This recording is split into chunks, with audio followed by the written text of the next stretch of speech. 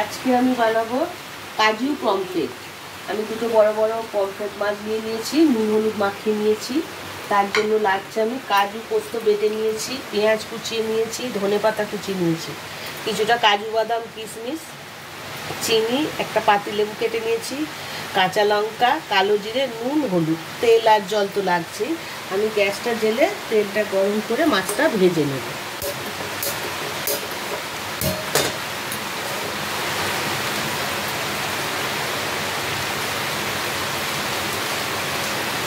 খুব বৃষ্টি পড়ছে বাইরে, বৃষ্টির আওয়াজটা মনে হয় ভিডিওতে উঠছে।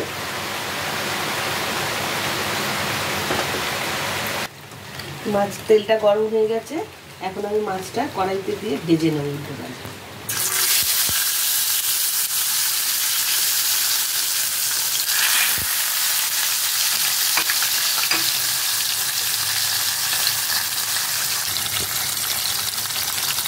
মাছটা উল্টে নিই আমি।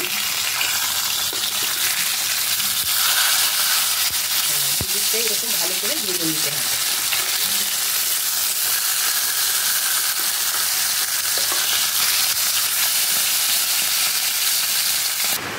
মাছটা ভেজে তুলে নিয়েছি আমি।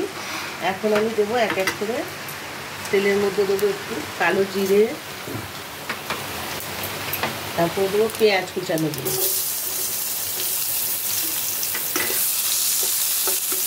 পেঁয়াজগুলো একটু লাল লাল করে ভাজা হয়ে যাবে।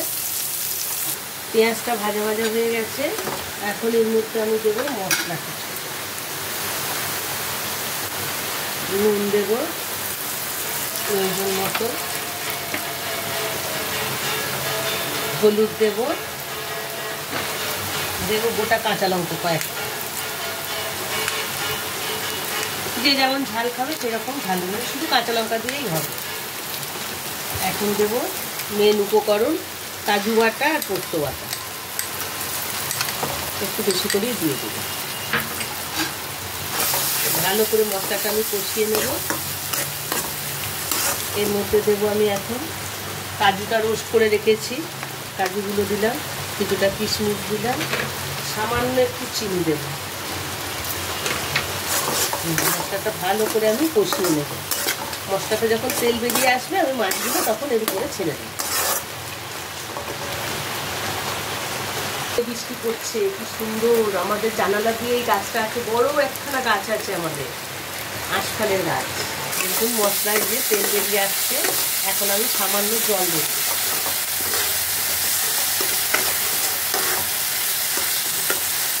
মশলাটা আমার কষানো হয়ে গেছে, তেল বেরিয়ে এসছে। এখন সামান্য একটু গা মাখা জল দেব।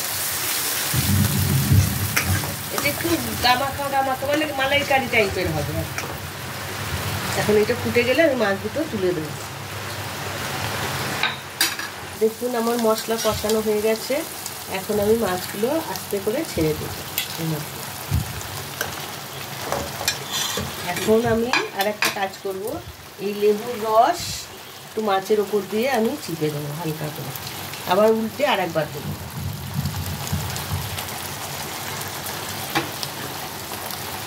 এখন মাছটা আমি উল্টে দেবো।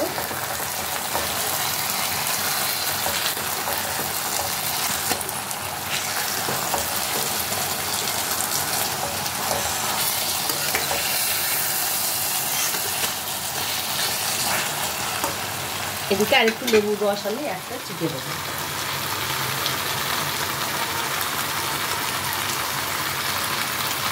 দানা পড়ে গেছে। এখন গ্যাসটা একটু কমিয়ে দেবো, দিয়ে 2 মিনিট পর আমি এটা তুলে নেব। রেডি হয়ে গেছে কাজু পমফ্রেট। এখন আমি গ্যাসটা বন্ধ করে দেবো, দিয়ে এটা আমি নামিয়ে নেব।